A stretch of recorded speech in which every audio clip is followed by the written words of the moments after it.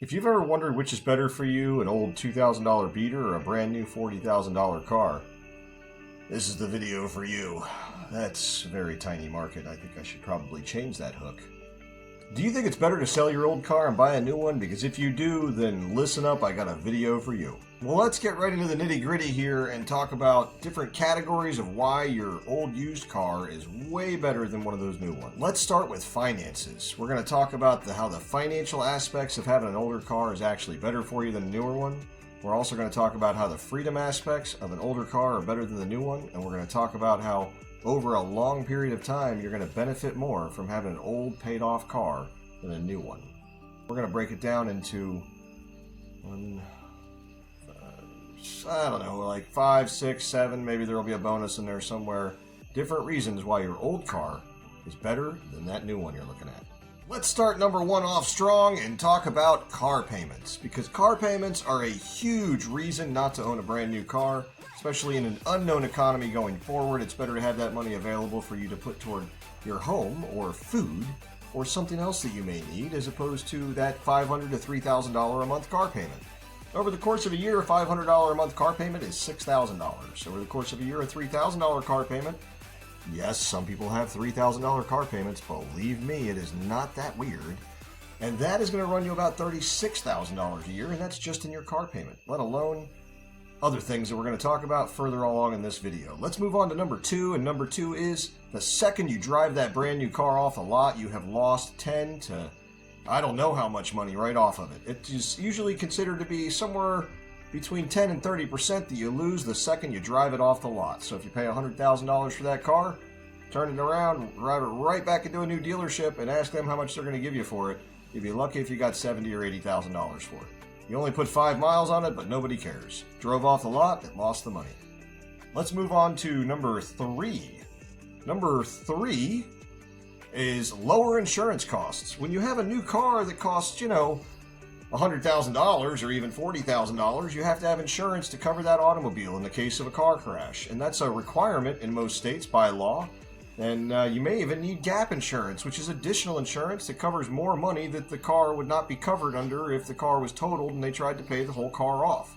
And when you buy a brand new car, you often have a gap insurance problem. So think about the fact that if you're upside down in your loan, you're going to have to pay for gap insurance. Plus, you have to have full coverage insurance. If you're a decent driver, let's call it a $100,000 vehicle because it makes it easy for this video, we're probably going to assume you're going to be paying somewhere around $300 a month at a bare minimum just for insurance. Now, in an old jalopy beater for the same insurance, even if you wanted full coverage, which you probably wouldn't because the deductible would probably cover the value of the car if you had to replace it for some reason. But basically, if you wanted it in that, you might be able to get it for as little as $50 to $100 a month. And that's a huge swing of about $3,000 a year. And that's actually pretty cheap insurance for an expensive automobile because most people that I know are paying over $500 a month on their insurance if they have a car that's over $100,000. That covers their insurance and their gap insurance and stuff, sure. But that's another $6,000 a year they're paying on top of the $30,000 or $36,000 worth of car payments. I don't know a vehicle that's worth $42,000 a year to drive. Not in my budget, at least. Well, people are different. Let's move on to number four.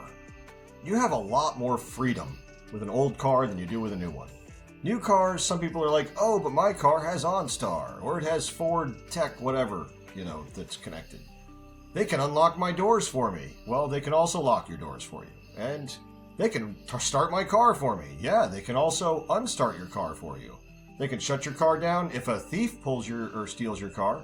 So why wouldn't they be able to shut your car down if you were driving your car? There's things that are going to be required also in vehicles beyond 2026. I think that the law was passed in 2021. It's like 2026 or 2027. It has to be instituted in new vehicles. And that is there has to be sensors that monitor the driver to see if the driver is inebriated or impaired, or if there's a reason why that driver should not be driving the automobile. And then the car is supposed to shut down, put itself into some type of, no drive mode, and maybe even call the police on you at some point if it thinks that you're impaired. I don't know about you, but I don't want my cars making those decisions for me. If I have my driver's license and I'm legal to drive, I think I probably can make my own decisions about whether or not I'm supposed to be driving my automobile. And that's not to say that it couldn't save a couple drunk driving accidents every year. It probably could, and it may even save some lives, and I am all about saving lives. But freedom is very important, and without freedom, none of our lives will have the same value that they have today. So there's always a trade-off in life. Let's think about the freedom of the fact that there's nothing on an older car that somebody can shut off on you while you're driving down the road. There may be no way for you to get them to just pop the door open for you if you lose your keys or forget them somewhere. But they also can't shut it off when you're doing 70 down the highway just because somebody thinks that they don't want you to keep driving. Let's move on to number 5. Number 5, in this one, I want to talk about tech, because we all seem to like tech. Everybody wants more tech in their automobiles. They want more gadgets and gizmos and connection to the internet and automatic updating software and everything else. And sure, that stuff's all well and good. It's kind of interesting. It's kind of fun. It's neat to have. You know, I'd love to get in my car and have it tell me what the weather's going to be like the entire drive home, but it's a trade-off again. You see, when you have all these different internet-connected apps in your automobile, the manufacturers can start charging you for features that you already own. So they've started doing this in cars now, where you have to pay monthly subscriptions in order to be able to access different parts of your automobile. And somehow this is legal, but they're doing it.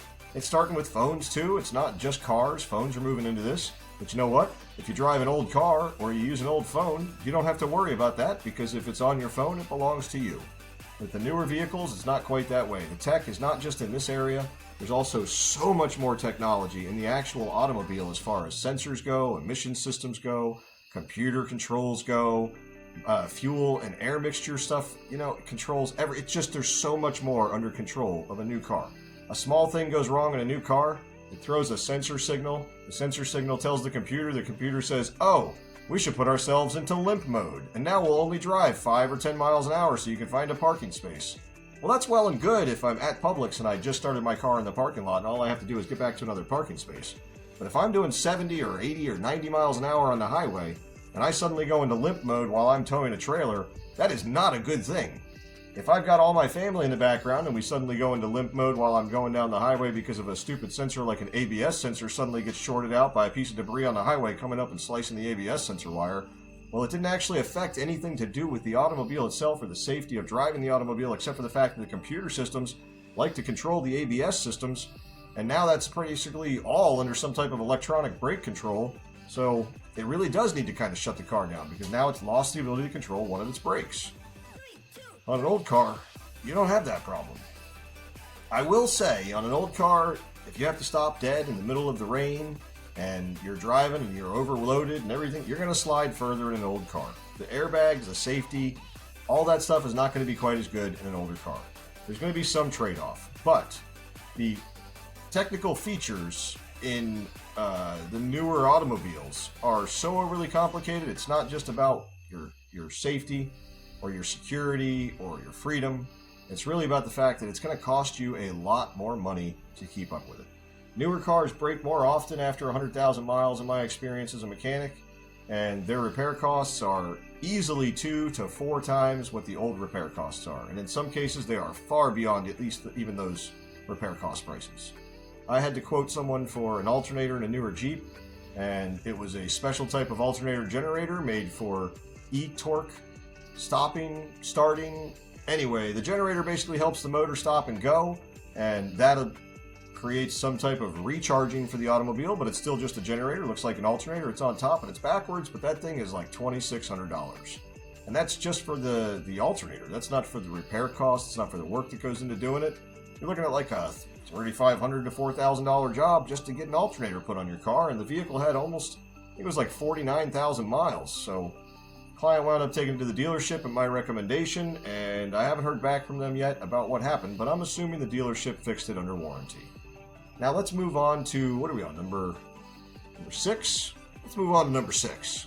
Let's talk about reliability, because everyone thinks that new cars are more reliable than old cars. And let me tell you, in some cases, a new car may be more reliable than an old car. Now, that used to be the case all the time. That is not the case all the time now. A lot of new cars wind up in the dealership or in the shop a lot more than they wind up on the road for the very first year or so, because they're testing so many new products and sensors and computers and systems in these automobiles that problems are coming out, because they're engineering something brand new every single year, and until you test something, you don't find out where its breaking points are.